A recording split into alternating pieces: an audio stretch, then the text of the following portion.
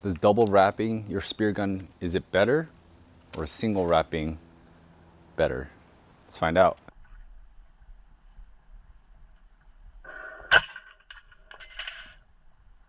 So in today's video, we're gonna be doing some comparison shots of, this is a Pathos Sniper 85 roller. And what I'm gonna do is shoot it a couple times with a single wrap and a double wrap and see what happens. So for those of you that are not familiar, a double wrap is when, from what it sounds like, you double wrap the spear gun right there. So mine is a top release. This is a Pathos, again, Pathos 85 Sniper. And you run the line twice.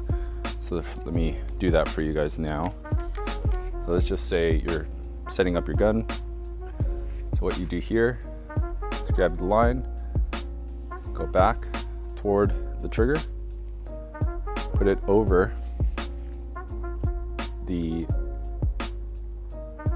release there, top release once, go all the way to the front, and in this gun in particular, you knock it right here. Usually let's go under. Sorry, I'm taking it down. Under, back over, all the way to the trigger again. And you loop it over a second time.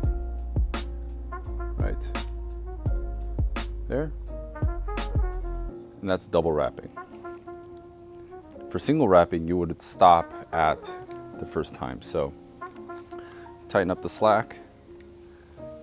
In my case, I have a Meandros handle.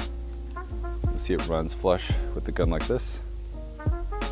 What I do is this little knock right here, I scoot it all underneath that.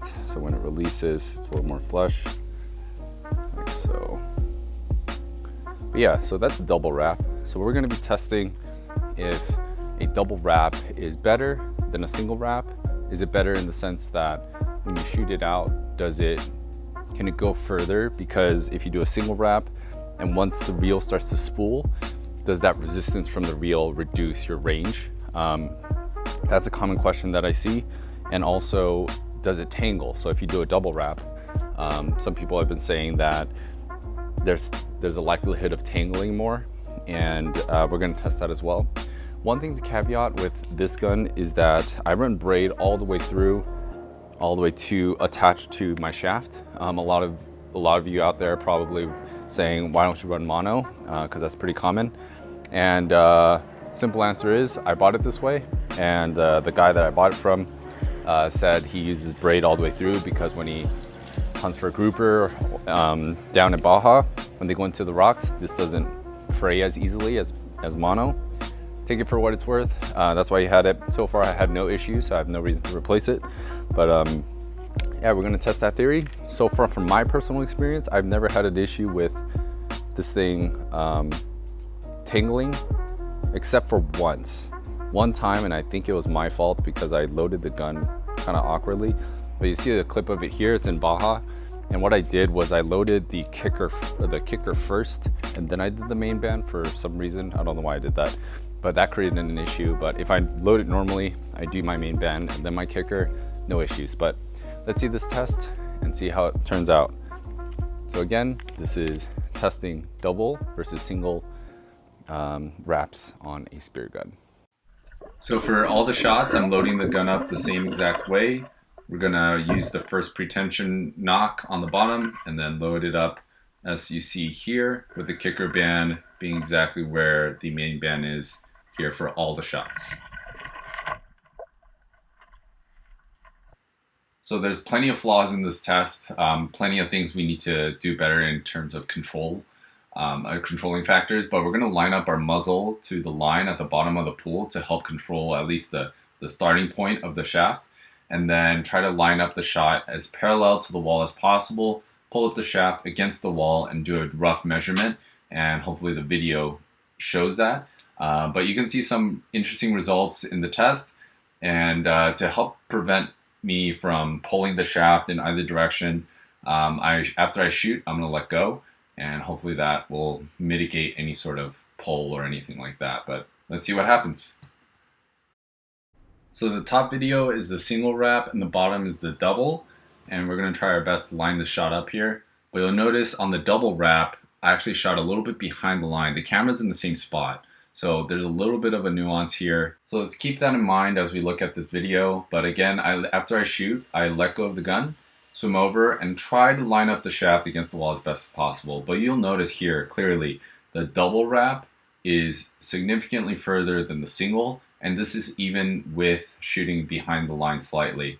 But you can see that here. I would say probably at least a shaft length, there is an advantage to the double wrap. I do think the spool is the main factor in this difference. Let's break it down.